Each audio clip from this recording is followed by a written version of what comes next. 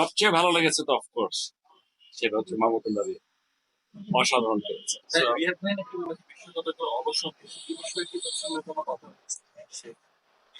ও অবসর নেবে আজকে আজকে বসেছিলেন আপনারা বা সে বসেছিল আপনাদের সাথে? এইসব নিয়ে কোনো কথাই হয়নি। আর কি বলছেন আপনারা?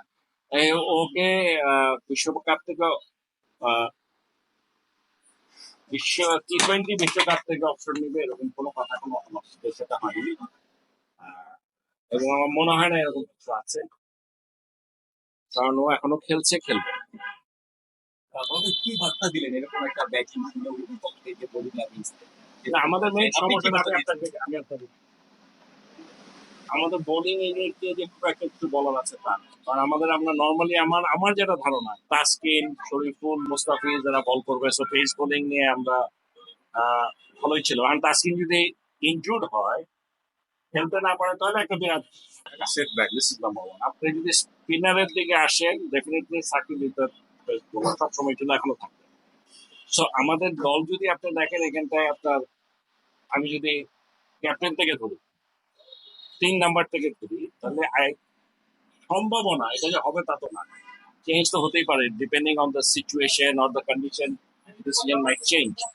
এখানটায় আপনার ডেফিনেটলি শান্ত, তৌহিদ হৃদয়, সাকিব, রিয়াদ, অনেক, আর 3টা পেসার, ঠিক আছে। একজন স্পিনার খেলবে।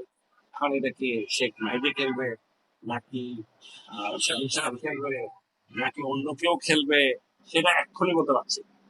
এটা আসলে অপোনেন্ট দেখে বা কি দেখে ওরা ঠিক করবে এটা আমি জানি।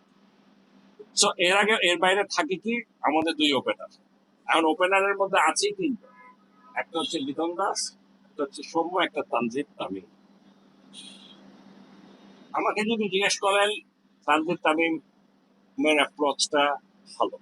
T20-তে আমাদের এরকম অ্যাপ্রোচ থাকা ভালো। ও যে এখনই খুব ভালো প্লেয়ার হয়ে গেছে তা না, ও যে অসাধারণ প্লেয়ার তা না, বাট ও ও ভালো করেছে। আর বাকি আছে 2জন, সৌম্য এবং লিটন দাস।